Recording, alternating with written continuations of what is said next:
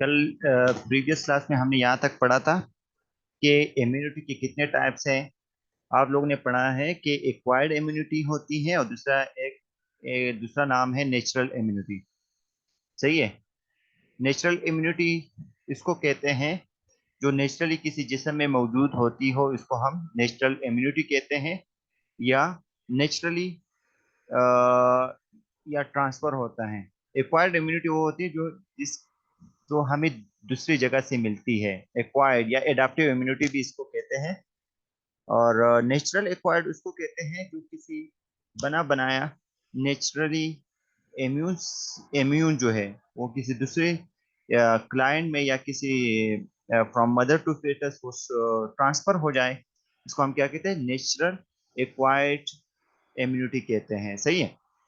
Active और PCO में दोनों में ये फर्क है, एक में एंटीजन कंटेनिंग होती है, यानी आपका जिस्म खुद ब खुद एंटीबॉडीज बनाती है, इसको हम एक्टिव इम्यूनिटी कहते हैं, जिसमें आपका जिस्म इन्वॉल्व होता है। पीसीओ इम्यूनिटी उसको कहते हैं जिसमें एंटीजन इन्वॉल्व नहीं होते, बल्कि एंटीबॉडीज डायरेक्टली या तो ट्रांसफर होते हैं। अगर नेचुरल है तो इसमें ट्रांसफर डायरेक्टली पास होते हैं फ्रॉम मदर टू फेटस। सही है। दूसरा हमारे पास आर्टिफिशियल होते हैं जो हम किसी भी ये जैसे एक्टिव आर्टिफिशियल एक्वायर्ड में फॉर एग्जांपल हम क्या करते हैं, किसी भी जरासीम को किसी भी बैक्टीरिया को हम जैसे इंसुलिन है, इंसुलिन में हमारे पास वो आर्टिफिशियल एक्वायर्ड एक्टिव है, क्योंकि हम इंसुलिन को इंट्रोड्यूस करते, इंसुलिन को की प्रोडक्शन के लिए हम क्या करते हैं, कोई भी चीज इंजेक्ट करते हैं किसी भी जानदार में, और इसके जरिए जो जानदार जो है, जो जानवर है, इसके खिलाफ जो इंसुलिन का प्रोडक्शन कराते हैं वो क्या होगा, वो आर्टिफिशियल एक्वायर्ड एक्टिव हो जाएंगे। हम इंटीजन को इंट्रोड्यूस करते हैं। सही है। वैक्सीनेशन, ज्यादातर आपकी जो वैक्सीनेशन होती है वो आर्टिफिशियल एक्वायर्ड एक्टिव में आ जाती है।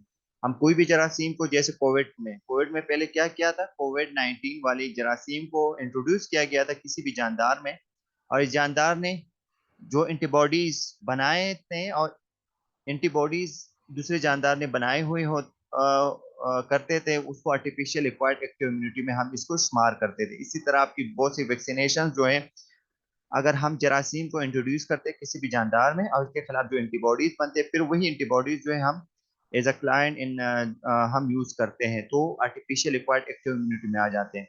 पीसीओ इम्यूनिटी में हम क्या करते हैं, डायरेक्टली एंटीबॉडीज को इंट्रोड्यूस करते हैं।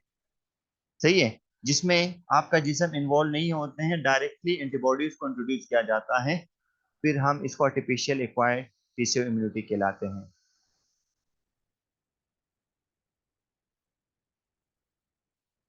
हाँ।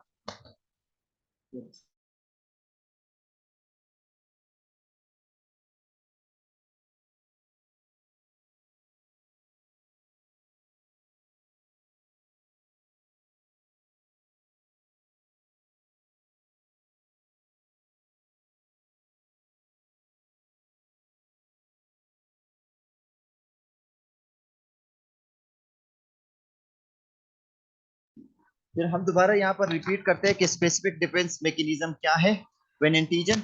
स्पेसिफिक डिफेंस मैकेनिज्म उसको कहते हैं जो स्पेसिफिकली किसी जरासीम के खिलाफ काम करती है। जैसे फॉर एग्जांपल, अगर स्टार लाइक एंटीजन है, इसके खिलाफ जो स्टार लाइक एंटीबॉडीज बनेंगे वो स्पेसिफिक डिफेंस मैकेनिज्म में इसको हम शुमार करते हैं।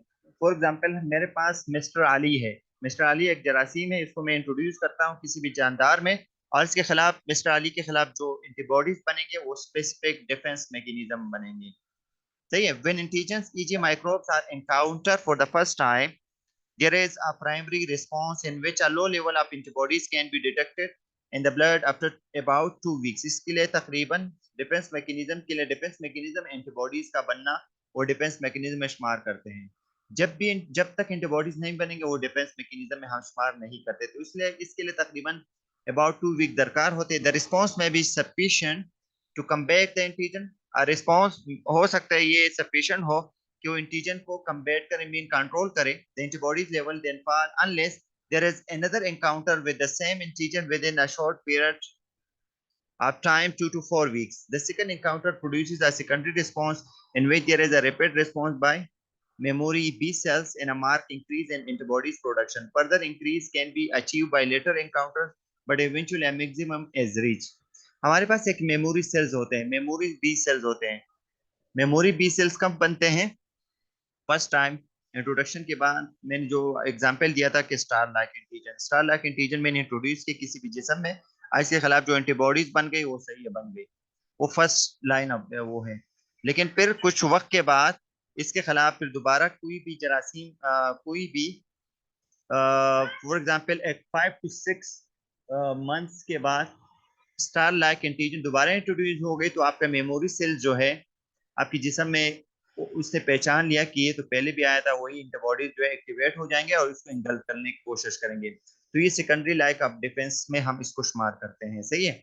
स्पेसिफिक का मतलब यही है कि स्पेसिफिकली काम करते हैं। एक्वायर्ड इम्यूनिटी हम इसको कहते हैं जो एडाप्ट हो जाता है, आपका जिस्म खुद ब खुद इसके खिलाफ बनाने की कोशिश करते हैं, वो एक्वायर्ड इम्यूनिटी में आते हैं। सही है। एक्वायर्ड इम्यूनिटी के दो टाइप्स हैं, one is active, one is passive immunity. Active वो होते हैं जिसमें इंटीजन इन्वॉल्व होते हैं, बस ये याद रख रहे हैं, जिसमें क्या होता है, इंटीजन इन्वॉल्व होते हैं, response to an antigen and produce his own antibody. यानी अली अली अली के जिस्म में कौन सा स्टार लाइक बैक्टीरिया एंटर हो गया और इसके खिलाफ अली के जिस्म जो खुद ब खुद इसके खिलाफ एंटीबॉडीज बनाए, तो एक्वायर्ड एक्टिव इम्यूनिटी में हम इसको शुमार करते हैं। जो lymphocytes active immunity as long lasting, lymphocytes जो बढ़ जाते हैं जब भी कोई जरासीम एंटर हो जाते हैं किसी भी जिस्म में, तो न्यूट्रोफिल्स और लिम्फोसाइट्स बढ़ जाते हैं। इसके बढ़ने का मकसद यही है, to engulf the invading types of antigens. Passive immunity हम इसको कहते हैं जिसमें एंटीबॉडीज इन्वॉल्व होते हैं हमेशा, क्योंकि इसमें जिस्म आपका जिस्म आपके जिस्म को बने बनाया मिल जाता है, तो पैसिव इम्यूनिटी के कहलाते हैं।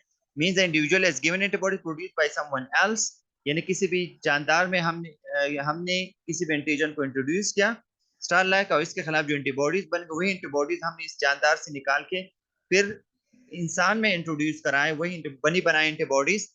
तो इस किस्म की इम्यूनिटी को हम पैसिव इम्यूनिटी कहलाते हैं। सही है। इसमें आपके जो इम्यून हेडक्वार्टर है इसमें इन्वॉल्व नहीं होते हैं। For the production of antibodies, directly antibodies बन गई, जब भी कोई जरासीम आएगा डायरेक्टली इसको क्या करें, इंगल्फ करेगा, तो ये क्या होगा, पैसिव इम्यूनिटी कहलाएंगे, पैसिव एक्वायर्ड इम्यूनिटी कहलाते हैं। एक्टिव नेचुरल एक्वायर्ड इम्यूनिटी हम इसको कहते हैं जिसमें naturally the immunity in which the body may be stimulated to produce its own antibodies in two ways: by having the disease, आपका disease के होना लाजिम है, during the course of illness B lymphocytes grow into plasma cells which produce antibodies immunoglobulin which destroy the infected micro। immunoglobulin जैसे आप लोगों ने पढ़ा था कि IgM है, IgG है, IgD है, हमने पढ़ा था कि एक्यूट टाइप ऑफ इन्फेक्शन में हमारे पास आईजीएम जो है, आईजीएम एंटीबॉडीज बन जाती हैं। तो ये क्या कहलाते हैं, इसको हम क्या कहते हैं, एक्वायर्ड नेचुरल इम्यूनिटी कहेंगे। सही है। by having subclinical infection, in this case the microbial infection is not sufficiently severe to cause clinical disease but stimulates sufficient memory cell to establish immunity। हमारे पास दूसरा कौन सा है, एक्टिव नेचुरल एक्वायर्ड इम्यूनिटी में हमारे पास एक दूसरा ये है कि कभी कभी मेमोरी सेल जो बन गए थे वो भी इसमें इन्वॉल्व होते हैं जब भी कोई सब क्लिनिकल टाइप ऑफ डिजीज आते हैं और इसके खिलाफ एक्शन ले लेते हैं, तो हमारे पास एक्टिव नेचुरल एक्वायर्ड इम्यूनिटी हम इसको कहते हैं। एक्टिव आर्टिफिशियल, आर्टिफिशियल का मतलब यही है कि हम मसनूई तौर पे हम किसी भी जरासीम या किसी भी बीमारी के खिलाफ हम एक्शन लेते हैं, इसको हम आर्टिफिशियल एक्वायर्ड इम्यूनिटी कहलाते हैं। This type of immunity develops in response to administration of dead और लाइव आर्टिफिशियल वीकेंड माइक्रोब। हमने यहाँ लाइव या आर्टिफिशियल वीकेंड माइक्रोब जो हम इंट्रोड्यूस कराते हैं। तो ये the vaccines and toxoid retains the antigenic properties, they stimulate the development of immunity but they can not cause the disease। जैसे वैक्सीनेशन जो है वो हमारे पास आर्टिफिशियल एक्वायर्ड इम्यूनिटी कहलाते हैं। एक्टिव इम्यूनिटी हम इसको कहते हैं जब जब भी हम किसी भी एंटीजन को इंट्रोड्यूस कराते हैं। फॉर एग्जांपल कोविड-19 का एंटीजन मेरे जिस्म में इंट्रोड्यूस कराया और इसके खिलाफ मेरे जिस्म ने जो एंटीबॉडीज बनाई वो हमारे पास कौन सा इम्यूनिटी कहलाते हैं? एक्टिव आर्टिफिशियल एक्वायर्ड इम्यूनिटी कहलाएगा। सही है। पेशिव इम्यूनिटी क्या कहलाएंगे? जो कोविड-19 की जो एंटीबॉडीज मैंने बनाए थे किसी भी जानदार में इंट्रोड्यूस करने के बाद, यानी कोविड-19 के एंटीजन इंट्रोड्यूस करने के बाद मैंने जो बनाए थे वो हमारे पास कौन सा आएगा? पेशिव नेचुरल एक्वायर्ड इम्यूनिटी हम इसको कहेंगे। And this type of immunity is acquired before the birth by passage of maternal antibodies across the placenta to the fetus into the baby and breast milk. जो हमारे पास ब्रेस्ट मिल्क में जो हमारे पास जो antibodies बना जो क्रॉस कर लेते हैं प्लेसेंटा को, वो हमारे पास पेशियो नेचुरल एक्वायर्ड इम्यूनिटी कहलाते हैं। The variety of different antibodies provided depends on the mother's active immunity. The baby lymphocytes are not stimulated and the immunity is shortened. इसमें बेबी का जो लिम्फोसाइट इम्यूनोलॉजिकल हेडक्वार्टर है उसमें हिस्सा नहीं लेते हैं, बल्कि बना बनाए इसको मिल जाती हैं। तो इस किस्म की इम्यूनिटी को हम पेशियो नेचुरल एक्वायर्ड इम्यूनिटी कहलाते हैं। क्यों कहलाते हैं? क्योंकि वो बने बनाए जो मदर से फेटस से ये ट्रांसफर हुआ होता है। पेसिव आर्टिफिशियल एक्वायर्ड इम्यूनिटी हमारे पास in this type of immunity readymade antibodies नहीं हुई। ये हमने यही पढ़ा कि रेडीमेड एंटीबॉडीज जो हैं वो इंट्रोड्यूस कराए जाते हैं। हमारे पास इंसुलिन भी हमारे पास रेडीमेड एंटीबॉडीज के हम एग्जांपल ले सकते हैं। ऑटो इम्यून डिसऑर्डर, हमारे पास कुछ ऑटो इम्यून डिसऑर्डर ये हैं कि आपके जिस्म के खिलाफ कुछ ऐसी एंटीबॉडीज बन जाते हैं और इसको जो क्या कराते हैं, ऑटो एंटीबॉडीज बनाते हैं और इसको किल करने की कोशिश करते हैं, तो ऑटो इम्यून डिसऑर्डर कहलाते हैं। Developmental of antibodies that are unable to distinguish antigens of internal cell, वो ये नहीं कहलाते, ये परख नहीं कर सकते हैं कि आइदर इज दिस, वो ये तफरीक नहीं कर सकते हैं कि ये क्या है। सही है। वो तफरीक नहीं कर सकते हैं कि एंटीजन है तो अपने जिस्म के खिलाफ खुद ब खुद एक्शन लेते, तो ऑटो इम्यून डिसऑर्डर इसको कहते हैं। आपका जिस्म जो है अपने एंटीबॉडीज जो है अपने जिस्म के खिलाफ खुद ब खुद उसको खराबी लेके आते हैं, तो हम इसको ऑटो इम्यून डिसऑर्डर कहते हैं। जैसे हमारे पास एग्जाम्पल में रेमेटॉइड आर्थराइटिस है और हाइपरथायराइडिज्म है। तो ये क्या चीजें हैं कि ये आपके जिस्म के खिलाफ खुद ब खुद अगेंस्ट चलते हैं, इसको पहचान नहीं लेते कि ये मेरा अपना है या पराया है, तो ऑटो इम्यून डिसऑर्डर इसको कहते हैं। सही है। Classification of auto immune disease हमारे पास कौन कौन से ये इंपॉर्टेंस है। Insulin dependent diabetes mellitus type है, तो ये हमारे पास कौन से है? ये हमारे पास ऑटो इम्यून डिजीज में आते हैं ग्रेव डिजीज, ये थायराइड के हैं, मेस्टेनिया ग्रेविस और multiple sclerosis. these are the autoimmune disease। Systematic में क्या है? सिस्टमेटिक लोपस एरिथेमेटोसिस, रोमेटॉइड आर्थराइटिस और एसजोर्जन सिंड्रोम, ये हमारे पास क्या है? ये सिस्टमेटिक आ जाती है। ग्रेव डिजीज क्या है? It is a clinical disorder in which excessive output, इसमें क्या है? आपका हाइपरथायराइडिज्म है जिसमें थायराइड हार्मोन का एक्सेसिव फॉर्मेशन होता है। ये किसके वजह से? Due to the formation abnormal stimulation of thyroid gland. इसको ऐसे एंटीबॉडीज बन जाते, ऑटो इम्यून एंटीबॉडीज बन जाते इसको वन साइड, एक तरफ से इसको पिट्यूटरी ग्लैंड से स्टिमुलेशन मिलती है थायराइड स्टिमुलेटिंग हार्मोन, और दूसरी तरफ से इसको स्टिमुलेशन जो है ऐसे auto immune auto immune disorder मिल जाती है। इसको कुछ ऐसे थायराइड स्टिमुलेटिंग हार्मोन जैसी एंटीबॉडीज आ जाती हैं जो इसके खिलाफ क्या कर लेते हैं, एक तरफ से स्टिमुलेशन पिट्यूटरी ग्लैंड से थायराइड स्टिमुलेटिंग हार्मोन उसको स्टिमुलेशन मिलती है, दूसरी तरफ से कुछ ऐसी एंटीबॉडीज हैं जो सेम लाइक स्ट्रक्चर होते हैं, वो भी थायराइड ग्लैंड को ही स्टिमुलेशन मिलते हैं। By the double strength stimulation की वजह से प्रोडक्शन ऑफ थायराइड हार्मोन की प्रोडक्शन जो है वो डबल हो जाती है, और ये कंडीशन क्या कराती है? हाइपर थायराइड हार्मोन के प्रोडक्शन को एक्सेस करा देती है। इस कंडीशन को हम ग्रेव डिजीज कहते हैं। सही है। और यही क्या करते हैं? By circulating immunoglobulin leads to the hyperthyroidism, जो थायरोटॉक्सिकोसिस करा देता है। और क्या है? इंसिडेंस ऑफ 15 to 80 केसेस जो हैं पर लेख पॉपुलेशन पर ईयर, 50 से 80 केसेस होते हैं 1 लाख के पॉपुलेशन में हर साल। Female to male ratio, female में हाइपरथायराइडिज्म के चांसेस, ग्रेव डिजीज के चांसेस ज्यादा है, यानी अगर 8 फीमेल होते हैं तो इसमें से एक मेल जो है इसको ग्रेव डिजीज के चांसेस ज्यादा होंगे। effector mechanism involve autoreactive B cells and T cells against, इसमें effectors mechanism में इन्वॉल्व जो है B cells और T cells होते हैं, जिसमें थायराइड स्टिमुलेटिंग हार्मोन रिसेप्टर हैं, थायरोट्रोपिन रिसेप्टर्स हैं। थायरोट्रोपिन रिसेप्टर्स जो है इस पे क्या करते हैं, इसमें थायराइड स्टिमुलेटिंग हार्मोन काम करते हैं। और थायराइड पर ऑक्सीडेज एंजाइम है, और थायरो पर ऑक्सीडेज और थायरोग्लोबुलिन है। These are the some effectors which involve in the production of hyperproduction of thyroid hormone, and which is the leading cause of the hyperproduction of thyroid hormone, which is leading cause for the grave disease। तो female में ये ज्यादा chances होते हैं। और तो ये questions आ सकते हैं कि कौन से जेंडर में हाइपरथायराइडिज्म या ग्रेव डिजीज के चांसेस ज्यादा होंगे, और इसकी वजह से कौन से abnormality, as this autoimmune disorder, autoimmune disorder है या नहीं है। तो इस किस्म के क्वेश्चन आ सकते हैं। ग्रेव डिजीज के सिम्टम्स क्या होंगे? फटीग होगा, हीट इंटॉलरेंस मीन गर्मी बर्दाश्त नहीं कर सकेंगे, weight loss, hyperthyroid Grave disease में वेट लॉस होगा, अच्छी तरह खाना ज्यादा खाएंगे लेकिन फिर भी इसका इन लोगों का वेट लॉस होता है, कमजोर होते हैं, एंजाइटी, परेशान होते रहते हैं, रेस्टलेसनेस, रेस्टलेसनेस ये होंगे कि नींद वगैरह सही नहीं करते, इंसोमिया इसको कहते हैं। और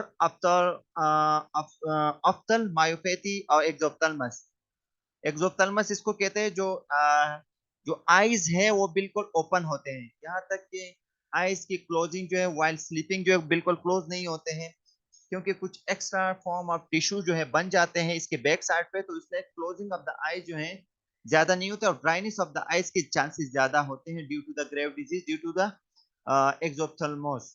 laboratory diagnosis, how to diagnose grave disease, को कैसे डायग्नोस कर सकते हैं? बाय प्री T3 थायरोआइडोथायरोनिन और थायरोक्सिन सीरम लेवल देखते हैं, थायराइड स्टिमुलेटिंग हार्मोन देखते हैं, TSH देखते हैं, थायराइड स्टिमुलेटिंग हार्मोन, थायरोट्रोपिन देखते हैं, रिसेप्टर एंटीबॉडीज। ट्रीटमेंट क्या है? What are the treatment modality? हमारे पास एंटी थायराइड वो है, ड्रग्स है, जिसमें क्या है, मेथोमेजोल है, मेथेमेजोल और थायरोडेक्टोमी। लेकिन ज्यादातर जो इसका ट्रीटमेंट मोडालिटी में ड्रग थेरेपी जो है फेल है, ज्यादातर कोशिश जो है वो क्या करते हैं, वो थायरोडेक्टोमी करा देते हैं। थायरोडेक्टोमी जो है डायरेक्टली थायराइड ग्लैंड को क्या कराते हैं, कट ऑफ कर लेते हैं बाय सर्जिकल प्रोसीजर, एंड और इससे सही हो जाते हैं। ये देखो, this is the picture of exophthalmos, इस तरह ओपनिंग होती है, नॉर्मल से बिल्कुल abnormal. What are the nursing management? Improving nutritional status को हम इंप्रूव करने की कोशिश करेंगे ग्रेव डिजीज में। Enhancing combing measure, coping measure ये है कि बर्दाश्त करने वाले मेजर को इनहेंस कराने की कोशिश करेंगे, सेल्फ एस्टीम को बढ़ाने की, जो एंजाइटी वगैरह होंगे, मेंटेनिंग नॉर्मल बॉडी टेम्परेचर को मेंटेन करने की कोशिश करेंगे, और मैनेजिंग पोटेंशियल कॉम्प्लिकेशंस, मॉनिटर और मैनेज करेंगे कोई कॉम्प्लिकेशंस ना आए, खराबी ना आए, और पेशेंट की सेल्फ केयर के लिए टीचिंग करेंगे। Systematic lupus erythematosus, this is the SLE, इसको नॉर्मल कहते हैं शॉर्टकट में, systematic lupus erythematosus the short form. It is a clinical disorder है जिसमें chronic multiple system inflammatory disease हो जाती है कनेक्टिव टिश्यूज का, और इसमें due to the it is also the SLE is also the another types of what is the another types of autoimmune disorder, and this is occur place due to the numerous autoantibodies की production की वजह से हो जाती है। what are the clinical manifestations, क्या sign symptoms हैं?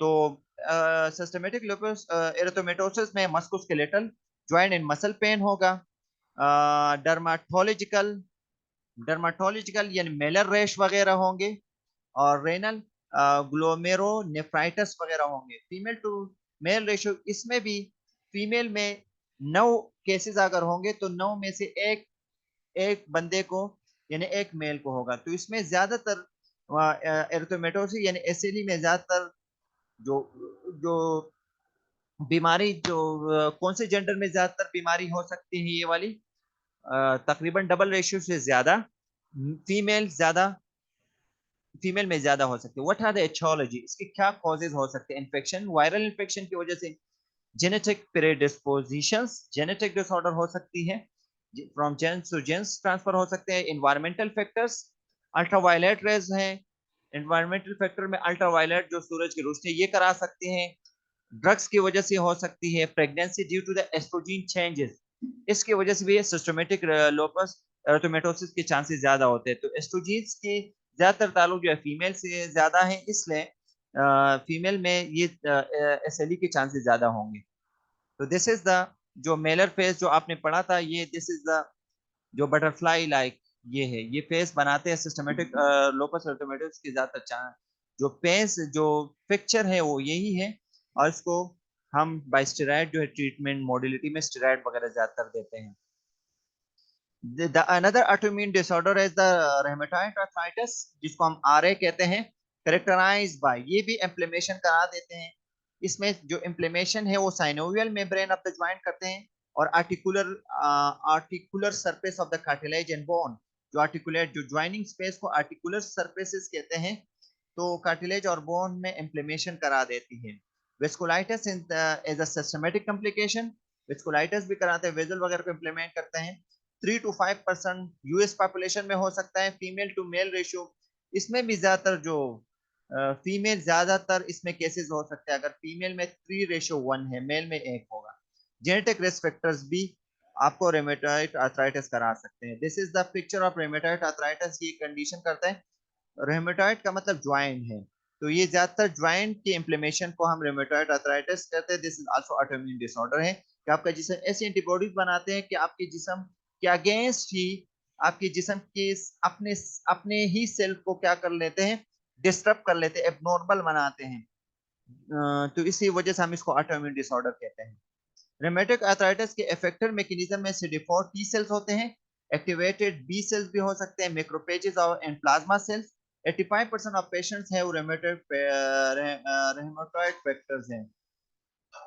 कौन कौन से हैं रेमेटॉइड फैक्टर्स में 85% जो पेशेंट, इसके में कौन कौन से फैक्टर्स आ सकते हैं? आईजीएम है, आईजीजी है, आईजीए है, स्पेसिफिक फॉर आईजीजी है, आईजीजी भी हो सकते हैं। इम्यून कम्प्लेक्स फॉर्मेशन, एक्सासर्बेट्स इंफ्लेमेशन भी हो सकते हैं। लेबोरेटरी डायग्नोसिस क्या है? लेबोरेटरी डायग्नोसिस फैक्टर में रेमेटॉइड फैक्टर है। रेमेटॉइड फैक्टर को हम कराते हैं, टेस्ट कर लेते हैं, एंटीसाइक्लिक सेट्रोलिनेटेड पेप्टिक यानी एनटीसीसीपी, ये टेस्ट कर लेते हैं, और सी रिएक्टिव सीआरपी प्रोटीन करते हैं। अगर ये रेज होंगे तो this is the indication of the rheumatoid arthritis की इंडिकेशन ये हो सकती है। What are the treatment modality for the rheumatoid arthritis की क्या ट्रीटमेंट मोडेलिटी है? नॉन स्टेरॉइड एनसेड जो है ये मेन है। एनसेड हो सकती है, कोर्टिकोस्टेरॉइड हो सकती है, और एनाल्जेसिक ड्रग्स हैं। सही है, ज्यादातर कोर्टिकोस्टेरॉइड दे देते हैं और एनसेड देते हैं। तो एनाल्जेसिक एनसेड जो as analgesic as anti inflammatory use होती है। Slow acting second line drugs हमारे पास कौन सा है? Disease modifying anti anti rheumatic drugs है, हाइड्रो हाइड्रोक्सीक्लोरोक्वीन है, मेथोट्रेक्सेट है, और एजेटोपायरीन जो है या एमोरान, ये मोस्ट कॉमनली ये देते हैं। एजेटोप्रीन देते हैं, जो क्या करते हैं, ये देते हैं। और इसके अलावा human monoclonal antibodies to TNF alpha, जिसमें क्या क्या है? एम्प्लेमेक्सेब है, और अडालीमोबेब, और entanercept. These are such type of drug which are the treatment modality for the rheumatoid arthritis. Multiple sclerosis क्या है? A chronic multiple sclerosis is also the autoimmune disorder, chronic unpredictable disease of central nervous system, characterized by patches of demyelination. इसमें myelination जो होती है वो खराब हो जाती है, जो आपकी नर्व सेल्स पे जो माइलिन शीट होती है वो खराब हो जाती है, और इन्फ्लेमेशन हो जाती है माइलिन शीट को। और इसमें भी फीमेल ज्यादातर दरकार होते हैं, 2:1 है इसमें, मेल 1 होता है और 2 फीमेल, इस तरह यानी डबल रेशियो जो है फीमेल में ज्यादातर मल्टीपल स्क्लेरोसिस के चांसेस ज्यादा हो सकते हैं। दीज आर द आपकी जो नर्व सेल्स है, इसके नॉर्मल सेल और एबनॉर्मल सेल के डायग्राम आप लोग देख लो। अगर ये डिमेज हो जाती है, देखो, तो myelin sheet as a insulator के तौर पे काम करते हैं, और इम्पल्सेस आसानी से, अगर माइलिन शीट इम्पल्सेस को आसानी से from one place to another place के ट्रांसपोर्टेशन में अहम किरदार अदा है। जब ये खराब हो जाते हैं तो जो आपकी जो इलेक्ट्रिकल सिग्नल्स होते हैं from one place to another cell नहीं पहुंच पाते और एबनॉर्मल प्रोडक्शन होती है। मल्टीपल स्क्लेरोसिस के इफेक्टर मैकेनिज्म क्या क्या हो सकते हैं? माइलिन बेसिक प्रोटीन से प्राइमरी ऑटो एंटीजन है। और रेडियोलॉजी डायग्नोसिस किस तरह करते हैं? एमआरआई वगैरह करते हैं for detecting demyelinating lesions, plague वगैरह को डीमाइलिनेशन को देखने के लिए हम एमआरआई करते हैं। लेबोरेटरी के लिए क्या करते हैं? लेबोरेटरी टेस्ट क्या है? हाई रेजोल्यूशन प्रोटीन इलेक्ट्रोफोरेसिस वगैरह करते हैं। तो दीज आर द ड्रग्स। दूसरा हमारे पास ऑटो इम्यून डिसऑर्डर्स में मेस्तीनिया ग्रेविस है।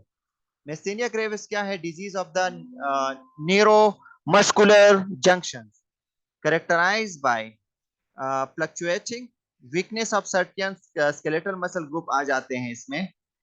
ये स्केलेटल मसल्स ग्रुप के जो न्यूरो मस्कुलर जंक्शन है, न्यूरो मस्कुलर जंक्शन की डिजीज है। सही है। इसमें क्या करते हैं? इसमें वीकनेस आ जाती है स्केलेटल मसल ग्रुप में। सही है।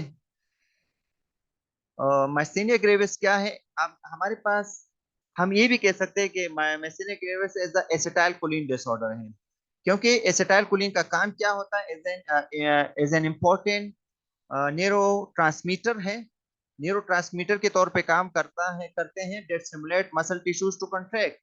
मसल टिश्यू को स्टिमुलेशन देती है फॉर द कंट्रैक्शन। लेकिन माइस्थेनिया ग्रेविस क्या है? ऑटोइम्यून डिजीज है in which the antibodies are form against the acetylcholine and a reduction in acetylcholine receptor sites at the neuromuscular junction। क्या करते हैं? एसिटाइलकोलिन का काम क्या होता है? वो एसिटाइलकोलिन के रिसेप्टर पे काम करते हैं, इसको कॉन्ट्रैक्ट कर लेते हैं। लेकिन मेस्टेनिया ग्रेविस में क्या करते हैं? कुछ ऐसे एंटीबॉडीज बनते हैं, वो क्या करते हैं? इसका जो एसिटाइलकोलिन की तरह ऐसे शेप बना देते हैं। वो एंटीबॉडीज जो है एसिटाइलकोलिन के रिसेप्टर पे बैठ जाते हैं। तो इसी तरह जब बैठ जाएंगे तो वहां पर आपका एसिटाइल कोलिन काम नहीं करेंगे, यानी कब्जा कर लेते हैं ऑटोइम्यून एंटीबॉडी। जब ऑटोइम्यून एंटीबॉडीज जो है कब्जा कर लेते हैं एसिटाइल कोलिन के रिसेप्टर पे, तो एसिटाइल कोलिन वहां पे काम नहीं कर सकेंगे। जब वहां पे काम नहीं कर सकेंगे तो automatically your muscle will not be able to contract. जब कंट्रैक्शन नहीं होगी तो दिस इज वो the muscle will be relax. वो रिलैक्स ही रहेंगे, कंट्रैक्शन नहीं रहेंगी। जब कंट्रैक्शन नहीं रहेंगे तो इस कंडीशन को हम मेस्टेनिया ग्रेविस कहते हैं। तो एसिटाइल कोलिन के फंक्शन को डिसफंक्शन करा देते हैं। सही है। हाँ, pathophysiological loose of muscle strength. जब कॉन्ट्रैक्ट नहीं हो तो स्ट्रेंथ ही कम हो जाएगी। There is no single cause identify. इसका कोई सिंगल कॉज नहीं है, मल्टीपल कॉज हो सकते हैं। टाइम में ट्यूमर भी हो सकता है, वायरल इन्फेक्शन भी हो सकते हैं, और कुछ प्रोटीन भी हो सकते हैं। क्लिनिकल मैनिफेस्टेशन क्या है? प्राइमरी साइन सिम्टम में एजी फटीग होंगे अब the skeletal muscle during activity. Muscle involve में क्या क्या? आईज और आईलेट्स, चीविंग, सॉल्विंग, स्पीकिंग और ब्रीदिंग सिस्टम में क्या होंगे? वीकनेस हो जाएंगी।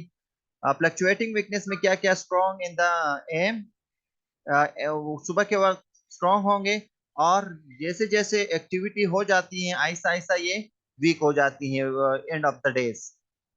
और क्या? 90% of the patient have I involvement. इसमें आई इन्वॉल्वमेंट आ सकते हैं, वीकनेस आ सकते हैं। फेशियल मोबिलिटी में भी इम्पेयर्ड। इन लोगों की जो फेशियल मोबिलिटी है वो भी इम्पेयर्ड, इसमें भी खराबी आ सकती है। Muscle of the lamp, lamp जो पाँव और हाथों की जो लैम्प मसल्स होते हैं, और ट्रंगलेस ओपन इफेक्टेड, इसमें कम खराबी आ सकती है। देखो दीज आर द मेस्टेनिया ग्रेविस की वो है आईलेड और आईलैशेस, आपको ये डायग्राम में वो शो हो रहा है। क्लिनिकल मैनिफेस्टेशन क्या है? May be precipitated bye emotional stress. सही है। Pregnancy, menses, secondary illness, trauma, temperature extremes, hypokalemia, injection of drugs with neuromuscular blocking agents, और सर्जरी ये हो सकती हैं। कॉम्प्लिकेशंस क्या है?